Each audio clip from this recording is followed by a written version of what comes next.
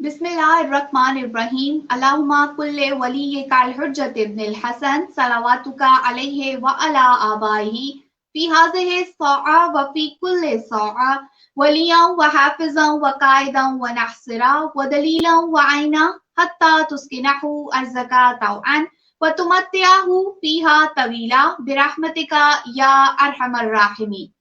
अल्हम्दुलिल्लाहिल्लज़ी जअलना मिनल मुतमस्सिकीन बिविलायत अमीरुल मोमिनीन अली इब्न अबी तालिब अलैहिस्सलाम। अल्लाहुम्मा सल्लि अला मुहम्मदिन व आलि मुहम्मद व अज्जिल फरजहुम व फरजना मिनहुम। तमाम तारीफें अल्लाह के लिए, दरूद व सलाम मोहम्मद व आले मोहम्मद के लिए। अस्सलामु अलैकुम अज़ीज़ान मोहतरम, मैं कनीज़े अबुल फज़्ल इंजीनियर सईदा तरीहा ज़ैनब इस वक्त आपके सामने प्रोग्राम जश्न आमद हज़रत इमाम ज़मा अलैहिस्सलाम को लेकर हाजिर हूँ।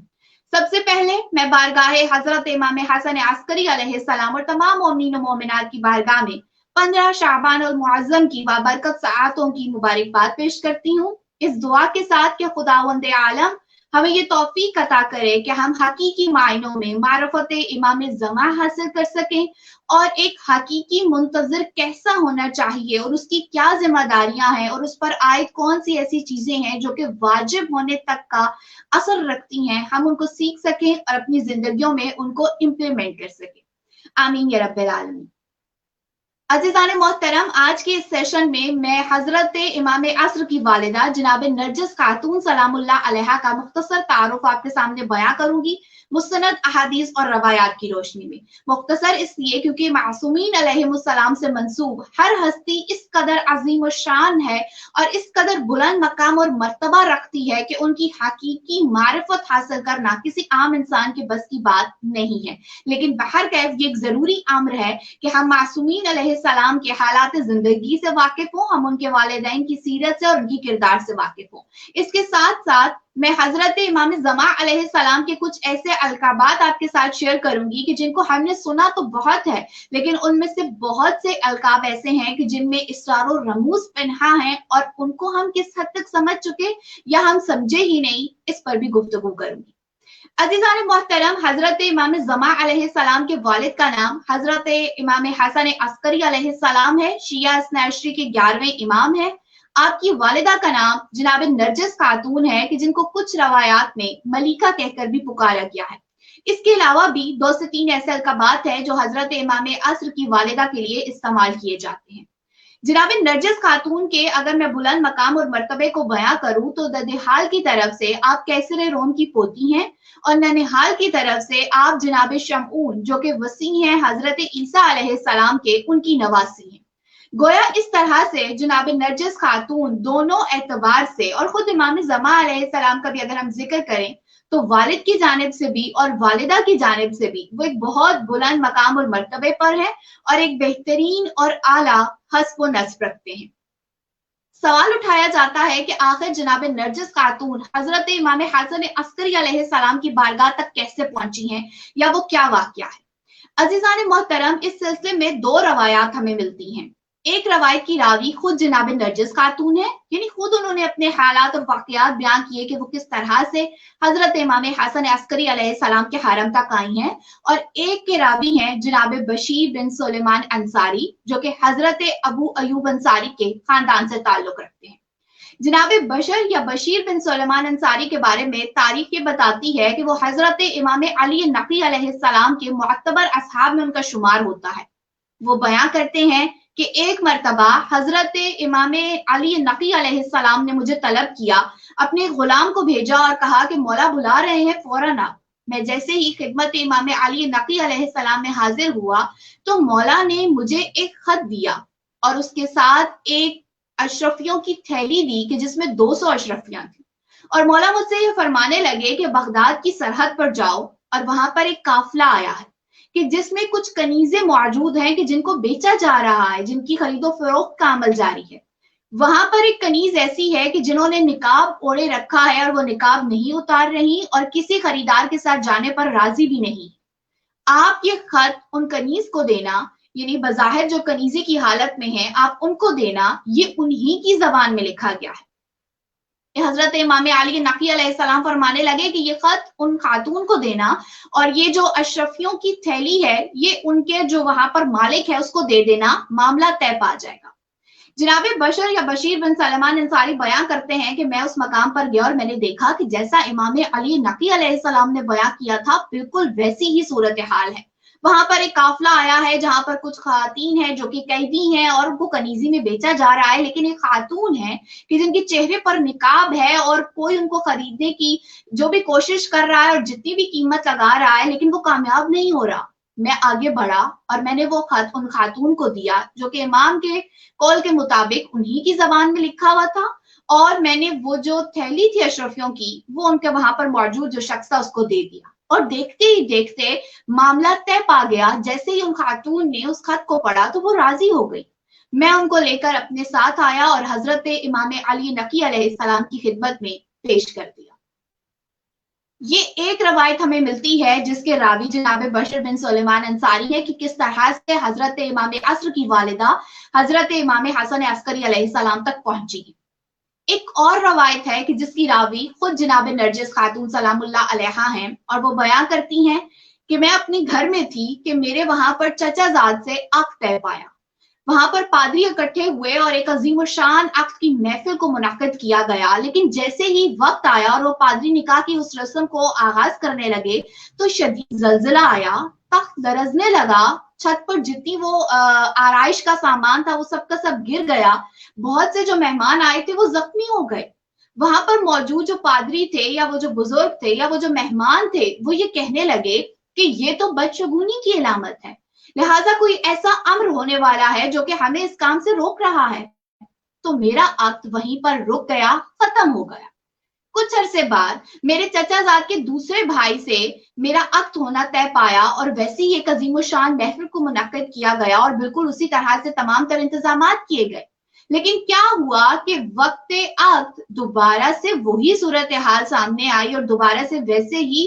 صورتحال بن گئی اور دوبارہ سے وہ عقد رک گیا۔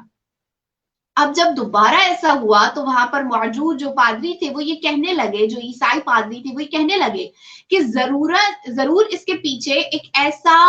راز ہے کہ جس کو سمجھنے سے ہم قاصر ہیں، یعنی جو بار بار اس طرح کی چیزیں واقعات ہو رہے ہیں اس کا معنی یہ ہے کہ کوئی ایسی چیز ہے، کوئی ایسا امر ہے جو کہ ہونے والا ہے لیکن ہماری عقل اس کو سمجھنے سے قاصر ہے۔ تو 2 مرتبہ جناب نرجس خاتون سلام اللہ علیہا کا عقد اس طرح رک گیا۔ بیوی بیان کرتی ہیں کہ اسی رات میں نے خواب میں دیکھا کہ ویسا ہی ایک عظیم الشان تخت لگا ہے، ایک عظیم الشان محفل ہے کہ جہاں پر میں نے حضرت محمد مصطفیٰ صلی اللہ علیہ وآلہ وسلم اور حضرت عیسیٰ علیہ السلام کو دیکھا۔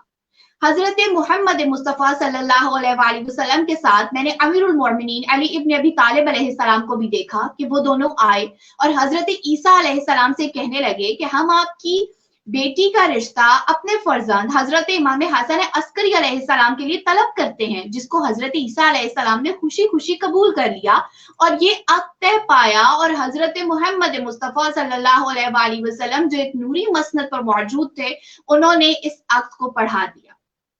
معتبر روایات یہ بتاتی ہیں کہ جناب نرجس خاتون بیان فرماتی ہیں کہ اس خواب کے بعد میں نے متعدد مرتبہ خواب میں حضرت امام حسن عسکری علیہ السلام کی زیارت کی ہے اور میں نے ان سے گفتگو کی ہے، اور میں بارہا ان سے یہ پوچھتی رہی ہوں کہ آپ کی خدمت میں حاضر ہونے کا کیا رستہ ہوگا، میں کس طرح سے آپ تک پہنچوں گی۔ جناب نرجس خاتون بیان فرماتی ہے کہ ایک رات جب میں نے خواب میں حضرت امام حسن عسکری علیہ السلام کی زیارت کی تو میں نے ان سے دوبارہ یہی سوال پوچھا کہ آخر میں آپ کی خدمت میں کیسے آؤں گی، تو انہوں نے مجھے بتایا کہ آپ کے علاقے سے ایک فوج جنگ پر جا رہی ہے، آپ اس کے ساتھ شامل ہو جائیں۔ اس فوج کو جنگ میں شکست ہوگی اور جو خواتین ہیں ان کو قیدی بنا لیا جائے گا اور بغداد کی سرحد پر اس قافلے کو پہنچایا جائے گا۔ آپ وہاں تک پہنچے، اس سے آگے کے انتظامات میں کر دوں گا۔ جناب نرجس خاتون بیان فرماتی ہیں کہ میں نے ان کی ہدایت کے مطابق عمل کیا۔ ایک اور روایت یہ کہتی ہے کہ جناب نرجس خاتون سلام اللہ علیہا جن ایام میں خواب دیکھ رہی تھی انہی میں انہوں نے دیکھا کہ جناب مریم سلام اللہ علیہا اور جناب فاطمہ الزہرا سلام اللہ علیہا ان کے پاس تشریف لائی ہیں اور جناب نرجس خاتون ان سے پوچھنے لگی کہ جناب فاطمہ زہرا سلام اللہ علیہا سے کہ آخر آپ کے فرزند کہ جن کے ساتھ آپ رسول خدا صلی اللہ علیہ وآلہ وسلم نے میرا طے کیا ہے ان تک پہنچنے کا کیا رستہ ہے؟ انہوں نے مجھے کہا کہ سب سے پہلے آپ کلمہ حق جو ہے، کلمہ توحید جو ہے وہ اپنی زبان پر جاری کریں۔ عزیزان محترم، علامہ سید ذیشان حیدر جوادی نے اپنی کتاب میں اس روایت کو لکھنے کے بعد ایک چیز کو نقل کیا ہے کہ اگرچہ عیسائی مذہب کی خاتون سے عقد کرنا جائز ہے، لیکن اللہ رب العزت جو کہ حضرت امام عصر کا نور اور وجود اقدس جناب نرجس خاتون سلام اللہ علیہا سے منسوب کرنا چاہتے تھے، اس لیے یہ ضروری تھا کہ وہ اس دین پر ہوں کہ جس کو خداوند عالم نے تمام عالم انسانیت کے لیے بہترین کہہ کر پسند کر لیا ہے۔ لہٰذا جناب نرجس خاتون سلام اللہ علیہا نے کلمہ توحید اپنی زبان پہ جاری کیا۔ روایت کے مطابق جناب نرجس خاتون سلام اللہ علیہا بیان کرتی ہیں کہ جب میں حضرت امام علی نقی علیہ السلام کی خدمت میں حاضر ہوئی تو انہوں نے مجھ سے پوچھا کہ کیا آپ اس جوان کو جانتی ہیں کہ جنہوں نے آپ سے یہ وعدہ کیا تھا کہ آپ بغداد کی سرحد تک آئیں تو وہ آگے سے آپ کے انتظام کر دیں گے؟ تو میں نے فوراً عرض کی کہ جی میں ان کو جانتی ہوں۔ جیسے ہی حضرت امام حسن عسکری علیہ السلام تشریف لائے، بی بی نے ان کو پہچان لیا اور پھر امام علی نقی علیہ السلام نے دوبارہ سے ان کا عقد پڑھایا۔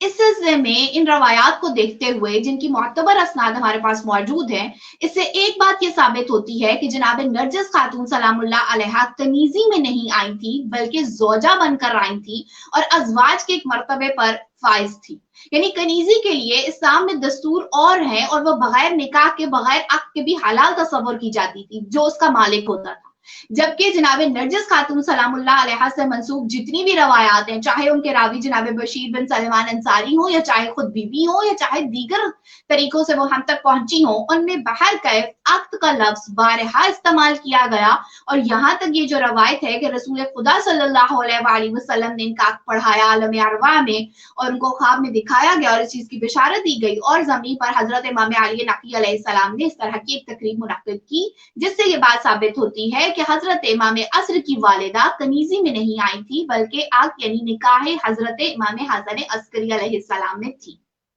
عزیزان محترم، اب اس سلسلے میں جشن آمد حضرت امام حسن عسکری علیہ السلام کے حوالے سے جو روایت ہمیں ملتی ہے وہ یہ ہے کہ جناب حکیمہ خاتون یہ بیان کرتی ہیں کہ ایک روز جب میں حضرت امام حسن عسکری علیہ السلام کے پاس آئی تو انہوں نے مجھے کہا کہ پھوپھی جان، آج کی رات آپ میرے پاس ہی ٹھہریے گا، خداوند عالم مجھے ایک فرزند ارجمند عطا کرنے لگے ہیں، یعنی جو حجت خدا ہے، جو آخری وارث رسول اللہ صلی اللہ علیہ وآلہ وسلم ہے، ان کے نور کو اس دنیا پر اتارا جائے گا۔ جناب حکیمہ خاتون کہتی ہیں میں نے ان سے پوچھا کہ آخر کس خاتون سے اللہ رب العزت آپ کو فرزند عطا کرے گا؟ تو حضرت امام حسن عسکری علیہ السلام نے فرمایا کہ جناب نرجس خاتون سے۔ جناب حکیمہ کہتی ہیں کہ میں نے عرض کی کہ یا امام، ان کے ہاں تو میں سے کوئی آثار نہیں دیکھتی۔ تو جناب امام حسن عسکری علیہ السلام فرمانے لگے کہ ان کا حال مادر موسیٰ جیسا ہے، جیسے اللہ رب العزت نے مادر موسیٰ کے ساتھ یہ تمام تر واقعہ کیا تھا، اور خداوند عالم اس بات پر قادر ہے کہ وہ اپنے آخری ولی کے لیے بھی اسی طرح کے انتظامات کرے، لہٰذا جناب نرجس خاتون سلام اللہ علیہا پر بھی وہ آثار اسی وقت ظاہر ہوں۔ جناب حکیمہ خاتون بیان کرتی ہیں کہ میں امام کے حکم کے مطابق وہاں پر ٹھہر گئی۔ میں نماز شب مکمل کر چکی تھی لیکن مجھے کوئی آمد کے آثار نظر نہیں آ رہے تھے کہ میں سوچنے لگی کہ آخر وہ وقت کب آئے گا کہ جس کے بارے میں حضرت امام حسن عسکری علیہ السلام بیان کر رہے تھے۔ تو اتنے میں مجھے آواز آئی جو کہ حضرت امام حسن عسکری علیہ السلام کی تھی کہ اے پھوپھی جان، جلدی مت کیجیے، اللہ رب العزت اپنے وعدے کو پورا کرنے لگا ہے۔ جناب حکیمہ خاتون بیان فرماتی ہیں کہ میں نے دیکھا کہ میرے اور جناب نرجس خاتون سلام اللہ علیہا کے درمیان ایک نور کا پردہ حائل ہو گیا، اور میں نے اس قدر نور دیکھا کہ جس کی وجہ سے میں کچھ لمحوں کے لیے کچھ دیکھنے کے قابل نہ رہی، اور جب وہ تمام نور کم ہوا اور ہٹا میری نظروں کے سامنے سے تو میں نے ایک مولود کو دیکھا کہ جو سجدے کی حالت میں زمین پہ تھا، اور انہوں نے تمام آئمہ کی امامت کی گواہی دی اور اس کے بعد قرآن پاک کی قائد کی تلاوت کی۔ جناب حکیمہ خاتون بیان کرتی ہیں کہ وہ مولود یہ فرما رہے تھے کہ خدایا میرے وعدے کو پورا فرما، میرے امر کی تکمیل کر، میرے انتقام کو ثابت فرما اور زمین کو میرے ذریعے عدل و انصاف سے بھر دے۔ یہ وہ کلمات ہیں جو کہ حضرت امام عصر کی زبان پر جاری تھے، جس کو جناب حکیمہ خاتون کے ذریعے نقل کیا گیا ہے۔ ایک اور روایت کے مطابق جب حضرت امام عصر اس دنیا میں تشریف لائے ہیں، جناب حکیمہ خاتون بیان کرتی ہیں، اس کو 14 ستاروں میں بھی نقل کیا گیا، اور اس کے علاوہ نقوش عصمت میں بھی موجود ہے، علامہ مجلسی نے بھی اس کو نقل کیا اس روایت کو۔ جناب حکیمہ خاتون بیان کرتی ہیں کہ جیسے ہی میں اس فرزند کو اٹھا کر حضرت امام حسن عسکری علیہ السلام کے پاس لائی تو میں نے دیکھا کہ کچھ پرندے نازل ہوئے کہ جنہوں نے ہمیں گھیر لیا ہے، وہ سبز رنگ کے طائر تھے۔ ان میں سے ایک پرندہ جب آگے بڑھا تو حضرت امام حسن عسکری علیہ السلام نے حضرت قائم آل محمد کو ان کے حوالے کر دیا اور وہ ان کو لے کر پرواز کرنے لگے۔ عزیزان محترم، جب جناب حکیمہ خاتون نے حضرت امام حسن عسکری علیہ السلام سے پوچھا کہ آخر یہ طائر کا کیا معاملہ ہے اور یہ کون تھا پرندہ جس کو آپ نے امام عصر کو ان کے حوالے کر دیا، تو حضرت امام حسن عسکری علیہ السلام فرمانے لگے کہ جن کے حوالے میں نے کیا ہے وہ حضرت جبریل امی ہیں، اور یہ باقی طائر بھی اللہ رب العزت کے جلیل القدر فرشتے ہیں جو کہ تہنیت کے لیے آئے تھے، اور حضرت جبریل علیہ السلام کو دینے کا مقصد یہ تھا کہ وہ عالم میں غیب میں ان کی تعلیم و تربیت، ان کی پرورش کریں گے اور ان کی حفاظت کریں گے۔ روایات یہ بتاتی ہیں چونکہ اس وقت ماحول ایسا تھا اور حکومت یہ چاہتی تھی کہ کسی بھی طرح سے آخری وارث رسول کو شہید کر دیا جائے، بہت سختی تھی، امام حسن عسکری علیہ السلام پہ مسلسل نگاہ رکھی جا رہی تھی، مسلسل ان کو مانیٹر کیا جا رہا تھا، تو اس لیے اللہ رب العزت کی جانب سے یہ تمام تر احکام تھے اور یہ تمام تر نظام تھا کہ امام عصر کی تعلیم و تربیت اور ان کی حفاظت شروع ہی سے حضرت جبریل علیہ السلام نے کی تھی، اور دن میں ایک مرتبہ حضرت امام عصر کو حضرت امام حسن عسکری علیہ السلام کے پاس زیارت کے لیے لایا جاتا تھا۔ روایات یہ بتاتی ہیں کہ خود جناب حکیمہ خاتون سلام اللہ علیہا جو کہ آمد حضرت امام زما علیہ السلام کے موقع پر موجود تھی، وہ بھی بہت عرصے بعد امام کی زیارت کیا کرتی تھی، کبھی 40 روز بعد، کبھی اس سے زیادہ دنوں کے بعد، اور اس کی وجہ یہی تھی کہ امام عصر کو عام لوگوں کی نگاہوں سے پوشیدہ رکھا گیا تھا، کیونکہ ان کی جان مال کو حکومت وقت سے اور بادشاہ وقت سے خطرہ لاحق تھا۔ ایک اور روایت ہمیں سلسلے میں ملتی ہے کہ حضرت امام حسن عسکری علیہ السلام نے جناب حکیمہ خاتون کو یہ تعلیم کیا تھا کہ آپ اس وقت، یعنی جب آمد حضرت امام زما کا وقت ہے، تو اس وقت آپ سورہ قدر کی تلاوت کریں، اور اس کا راز یہ ملتا ہے کہ سورہ قدر میں جب ہم دیکھتے ہیں اور اس کی تفسیر کو دیکھتے ہیں تو اللہ رب العزت کیا ارشاد فرما رہے ہیں کہ یہ وہ قدر ہے، شب قدر وہ رات ہے کہ جس میں ملائکہ امر الہی کو لے کر نازل ہوتے ہیں۔ تو جس طرح سے امر الہی نازل ہو رہا ہے، ویسے ہی حضرت قائم آل محمد بھی امر الہی، ولی خدا، اول الامر کے طور پر ملائکہ کے ذریعے نازل کیے گئے ہیں حضرت امام حسن عسکری علیہ السلام کی آغوش میں۔ عزیزان محترم، حضرت امام زما علیہ السلام کے حوالے سے روایت یہ بتاتی ہے کہ محمد بن عثمان عمری اس کو روایت کر رہے ہیں۔ یاد رہے کہ ان کا تعلق نائبین حضرت امام زما علیہ السلام سے ہے، یعنی غیبت صغرا میں جو امام کے 4 نائبین ہیں ان میں سے ایک کا نام ہمیں تاریخ میں محمد بن عثمان عمری ملتا ہے۔ وہ حضرت امام حسن عسکری علیہ السلام کے بھی معتبر اور قابل اعتبار اصحاب میں شامل تھے اور ان کا شمار کیا جاتا ہے۔ وہ کیا روایت کرتے ہیں؟ وہ روایت بیان کرتے ہیں کہ صاحب امر کی اس دنیا میں آمد کے بعد حضرت امام حسن عسکری علیہ السلام نے بطور عقیقہ متعدد جانور ذبح کرنے کا حکم دیا تھا۔ 10,000 تل روٹی اور اسی مقدار میں گوشت تقسیم کرنے کا حکم دیا، اور میں نے اسی کے مطابق عمل کیا۔ یعنی ظاہراً جو آمد حضرت امام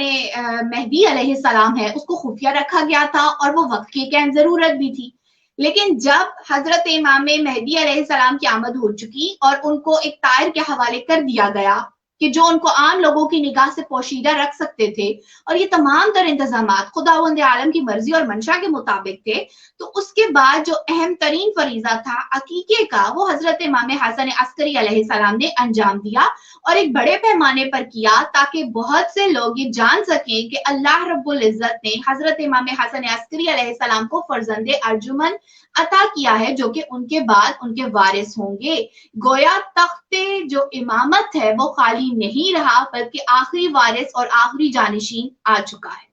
अजीज़ान मोहतरम, अब कुछ ऐसे मारूफ अलकाबात और खिताबात हैं हजरत इमाम मेहदी अलैहिस्सलाम के कि जो दुआओं की कबूलियत के लिए बहुत मुजरब समझे जाते हैं। ये ऐसे इकाबात हैं हजरत इमाम हसन अस्करी अलैहिस्सलाम के फर्जंद अर्जुमन के कि जिनके जरिए से आपको पुकारा जाता है।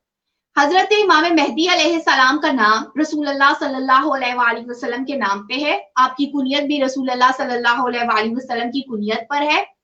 रवायात में कहा गया कि रसूलुल्लाह सल्लल्लाहु अलैहि वसल्लम ने अपने बाद ये मना किया था कि कोई भी मेरा नाम और कुनियत इकट्ठी ना करे, सवाए दो अफराद के। एक हजरत अमीरुल मोमिनीन अली इब्न अबी तालिब अलैहिस्सलाम थे और एक रसूल खुदा सल्लल्लाहु अलैहि वसल्लम के हुक्म के मुताबिक, एक रवायत के मुताबिक हजरत अब्बास अलमदार अलैहिस्सलाम के फर्जंद के नाम पर था, और इसी तरह से रवायत हमें मिलती है। लेकिन बहरहाल हजरत इमाम मेहदी अलैहिस्सलाम के लिए रसूलुल्लाह सल्लल्लाहु अलैहि वसल्लम ने इस अम्र को जायज करार दिया था कि आपका नाम भी रसूल खुदा के नाम पर है और आपकी कुनियत भी रसूल खुदा की कुनियत पर है। लेकिन उलमा ने, आरफीन ने और मौरखीन ने इस बात को लिखा कि ये सख्ती से मना है कि आपने गैबत कुबरा में इमाम कायम को उनके असल नाम से पुकारना है, बल्कि बाज रवायात में तो ये बिल्कुल हराम अमल करार दिया गया कि आप इमाम मेहदी को उनके असल नाम से पुकारने लगे। जब तक इमाम ज़हूर नहीं फरमा लेते उस वक्त तक किसी शख्स को ये इजाजत नहीं है कि वो इमाम को उनके असल नाम से पुकारे या मुखातिब करे। इसी सिलसिले में इमाम के लिए कुछ ऐसे मारूफ अलकाबात और खिताबात हैं कि जिनसे इमाम को याद किया जाता है। सबसे पहला है बक़ियतुल्लाह। इस सिलसिले में रवायत ये बताती है कि जब आप ज़हूर फरमाएंगे और दीवारे काबा के साथ टेक लगाकर खड़े होंगे तो उस वक्त आपके गिर्द 313 असहाब का एक जम्मे गफीर मौजूद होगा। तो सबसे पहले आप इस आयत की तलावत फरमाएंगे कि अगर तुम लोग साहिबाने ईमान हो तो तुम्हारे लिए खैर और भलाई बक़ियतुल्लाह में है, जिसे परवरदिगार ने इस दिन के लिए बचा कर रखा है। एक रवायत के मुताबिक चूंकि इमाम ज़मा इस आयत मुबारका की तलावत करेंगे और इसमें बक़ियतुल्लाह से मुराद खुद इमाम अस्र का वजूद अक़दस है, इस वजह से आपको बक़ियतुल्लाह कहकर पुकारा जाता है। इमाम का एक और लक़ब है हुज्जत। अगरचे कि ये तमाम आइमाए ताहरीन अलैहिमुस्सलाम के लिए लफ्ज़ इस्तेमाल किया जाता है कि वो हुज्जत खुदा के तौर पर इस दुनिया में मौजूद हैं। हम देखते हैं कि अमीरुल मोमिनीन अली इब्न अबी तालिब अलैहिस्सलाम से लेकर इमाम हसन अस्करी अलैहिस्सलाम को भी जब कभी भी रिवायात में मुखातिब किया गया तो उनके लिए यही हुज्जत खुदा का लफ्ज़ इस्तेमाल किया गया। लेकिन खसूसी तौर पर अगर ये हुज्जत का लक़ब किसी इमाम के लिए है तो वो आखिरी इमाम के लिए है। और इसकी वजह क्या है? इसकी वजह ये है, उलमा लिखते हैं कि चूंकि अल्लाह रब्बुल इज्जत ने अपनी हुज्जत लोगों पर तमाम कर दी है हजरत कायम आले मोहम्मद के जरिए, इसीलिए आप इस बात के ज्यादा हकदार हैं कि आपको हुज्जत खुदा कहकर पुकारा जाए। हजरत इमाम मेहदी की विलादत के बाद भी यही बात जुबानों पर आम थी कि खुदावंद आलम ने अपनी हुज्जत तमाम कर दी है। और अब जब इमाम ज़हूर फरमाएंगे तो उस वक्त भी अल्लाह रब्बुल इज्जत की जानिब से तमाम आलम इंसानियत पर ये हुज्जत तमाम कर दी गई है, यानी उनके बाद तो किसी इमाम ने नहीं आना। तो इसलिए हजरत इमाम ज़मा अलैहिस्सलाम को हुज्जत कहकर भी पुकारा जाता है। इमाम का एक और लक़ब है जो कि खल्फ या खल्फ साले है। ये क्यों कहा जाता है इमाम को? इसकी वजह यह है कि खुद इमाम ज़मा अलैहिस्सलाम से मंसूब एक फरमान है कि मौला फरमाते हैं कि जब वो ज़हूर फरमाएंगे, खाना काबा के पास होंगे, तो मौला ये फरमाएंगे, अगर कोई शख्स हजरत आदम अलैहिस्सलाम, हजरत इब्राहिम अलैहिस्सलाम, हजरत इस्माइल अलैहिस्सलाम, हजरत मूसा अलैहिस्सलाम, हजरत नूह अलैहिस्सलाम, हजरत यूसुफ अलैहिस्सलाम, हजरत मूसा, हजरत ईसा अलैहिस्सलाम, हजरत इद्रीस अलैहिस्सलाम या रसूल खुदा सल्लल्लाहु अलैहि वसल्लम या किसी भी आइमा के चेहरे की जियारत करना चाहता है तो वो मेरी जियारत कर ले, क्योंकि मैं उन सब के कमालात का वारिस हूं और सारे अंबिया और औलिया का खल्फ साले हूं। इस फरमान के बाद से इमाम मेहदी अलैहिस्सलाम को खल्फ साले कहकर भी पुकारा जाने लगा। इमाम ज़मा अलैहिस्सलाम का एक लक़ब है गरीन। गरीन क्यों कहा जाता है? इसके मायने अगर हम लफ्ज़न देखें तो वो तो ये है कि कर्जदार या कर्जख्वाह।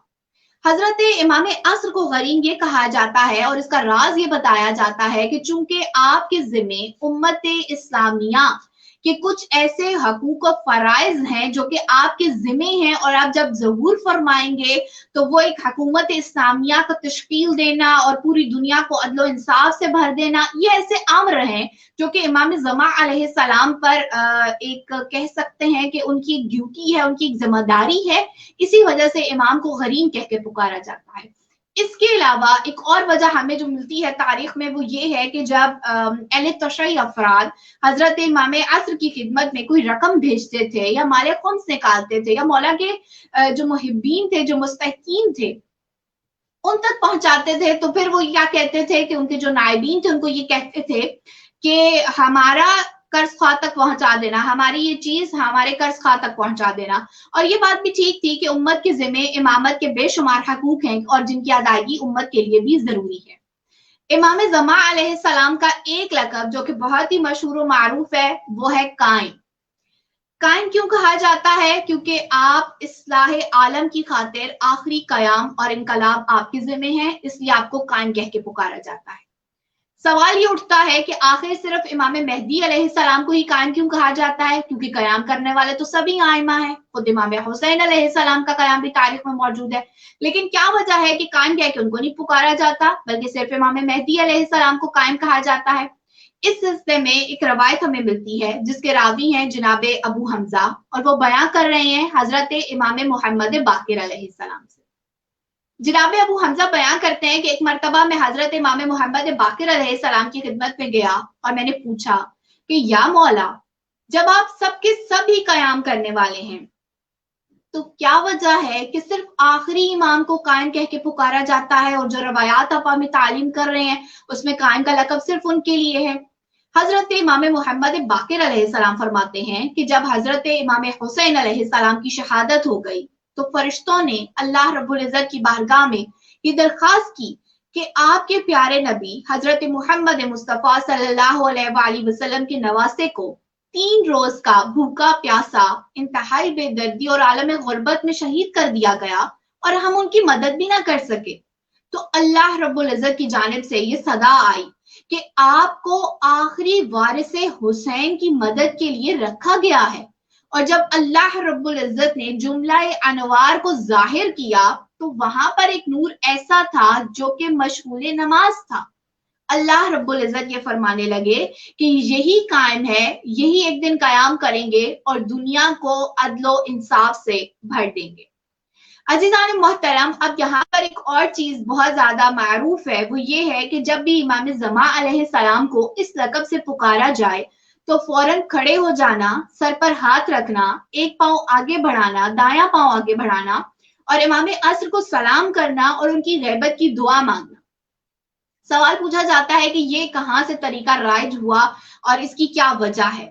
تو علامہ عبد الرضا نے اس کو اپنی کتاب میں نقل کیا کہ سب سے پہلے یہ طریقہ حضرت امام علی رضا علیہ السلام نے اپنے محبین کے سامنے، اپنے شیعوں کے سامنے، اپنے اصحاب کے سامنے کر کے دکھایا ہے۔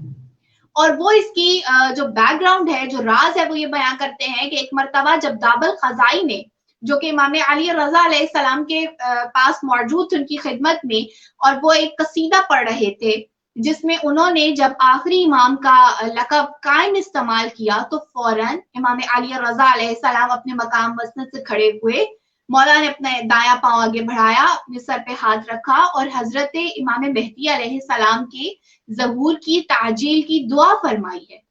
اس کے بعد سے یہ عمل اہل تشیع افراد میں رائج ہو گیا کہ جب کبھی امام مہدی کو اس لقب سے پکارا جائے تو وہ اپنی جگہ سے کھڑے ہو جائیں، امام کو سلام کریں، امام کی ظہور کی تعجیل کی دعا کریں۔ یہاں پر ایک اور بات واضح کرتی چلوں کہ اس کھڑے ہو جانے کو، سر پہ ہاتھ رکھنے کو، یا امام کی ظہور کی دعا کرنے کو، یا دایاں پاؤں آگے بڑھانے کا مقصد صرف اور صرف تعظیم کا پہلو نہیں ہے، کیونکہ اگر یہ صرف عزت و تکریم امام مہدی ہے تو پھر اس کے سب سے زیادہ حقدار تو امیر المؤمنین علی ابن ابی طالب علیہ السلام ہیں، بلکہ تمام ائمہ ہیں۔ تو جب کبھی پھر ہم ان کا نام لیں تو بھی ہمیں کھڑا ہو جانا چاہیے، سر پہ ہاتھ رکھنا چاہیے، اس طرح کا عمل کرنا چاہیے؟ نہیں، یہ عمل صرف امام مہدی علیہ السلام سے منسوب کرنے کا ایک بہت بڑا راز، ایک بہت بڑی وجہ یہ بھی ہے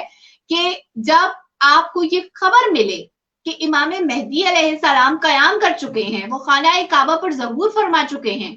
قیام ہو چکا, اس کی صدا بلند ہو چکی, تو پھر آپ اس وقت بیٹھے نہ رہیں بلکہ فوراً سے کھڑے ہو جائیں. اپنا دایاں پاؤں آگے بڑھانے کا مقصد کیا کہ ہم لبیک کہہ رہے ہیں. اپنے سر پہ ہاتھ رکھنے کا مقصد کیا کہ مولا ہم اپنی جان مال سب کچھ آپ کی راہ میں قربان کرنے کو تیار ہیں. فوراً سے جیسے ہی قیام کا سنیں, قائم کا سنیں تو کھڑے ہو جائیں اور عملاً خود کو پیش کریں بارگاہ حضرت امام زمان علیہ السلام.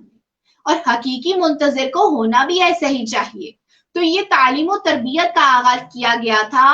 سبھی آئمہ کے دور میں, تاکہ جب تک وہ افراد کہ جو امام زمان علیہ السلام کے دور کو پائیں, مولا کی غیبت کے زمانے کو دیکھیں, تو ان کو یہ تمام تر چیزیں معلوم ہوں اور وہ ان چیزوں کو سمجھتے ہوئے, انڈرسٹینڈ کرتے ہوئے اپنی زندگی گزارنے کی کوشش کریں.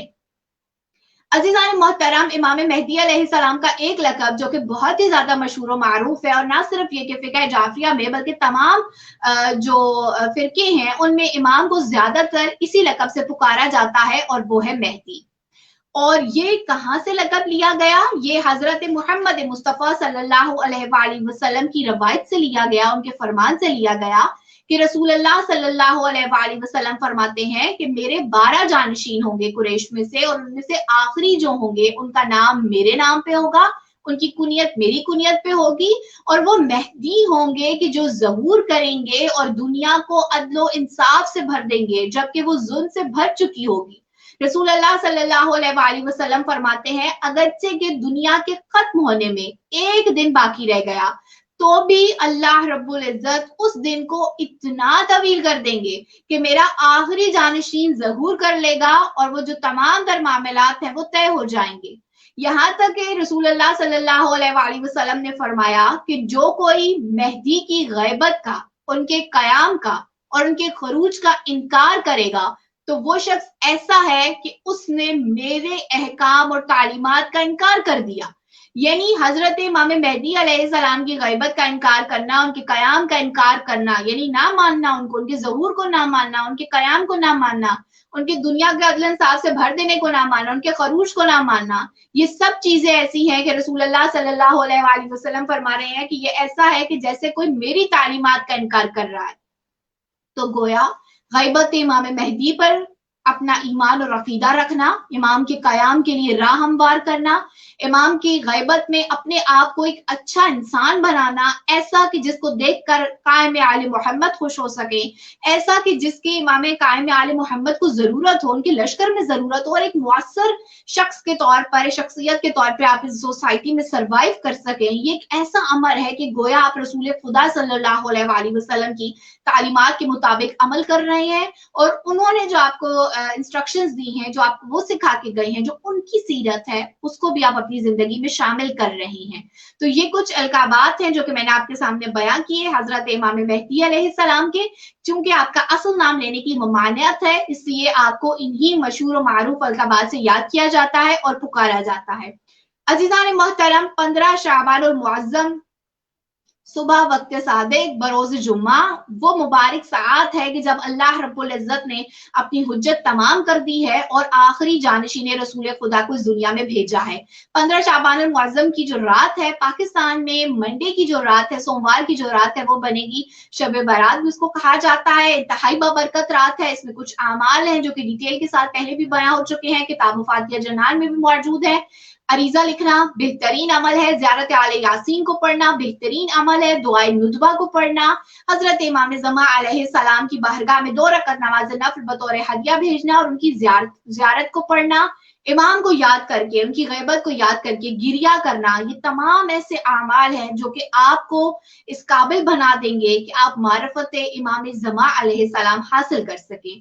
اگر ہم یہ چاہتے ہیں کہ ہماری زندگی سے مشکلات و پریشانیاں ختم ہو جائیں, اگر ہم یہ چاہتے ہیں کہ ہم ایسا بن سکیں کہ جیسا خداوند عالم ہمیں دیکھنا چاہتے ہیں, جیسے رسول خدا دیکھنا چاہتے ہیں, جیسے امیر کائنات ہمیں دیکھنا چاہتے ہیں, تو اس سلسلے میں جو سب سے اہم امر ہے وہ ہے معرفت امام وقت کو حاصل کرنا, خود کو امام زمان علیہ السلام کے قریب کرنا, جیسا وہ چاہتے ہیں ہمارا کردار, ہماری سیرت, ہمارے اعمال, ہمارے افعال ویسا خود کو بنانے کی عملاً کوشش کرنا. اس لیے کہ جو شخص معرفت امام حاصل کر لیتا ہے وہی حقیقی معنوں میں معرفت خدا اور معرفت رسول حاصل کر لیتا ہے. اللہ رب العزت سے دعا و درخواست ہے کہ وہ ہمیں یہ توفیق دے کہ ہم حقیقی معنوں میں جو اس کی حجت ہے، جو بقیت اللہ ہیں، ان کی معرفت حاصل کر سکیں اور غیبت کبریٰ میں اپنے ایمان کی اور عقیدے کی حفاظت کر سکیں۔ آمین یا رب العالمین۔ اللہم صلی علی محمد و آل محمد وعجل فرجہم وفرجنا منہم۔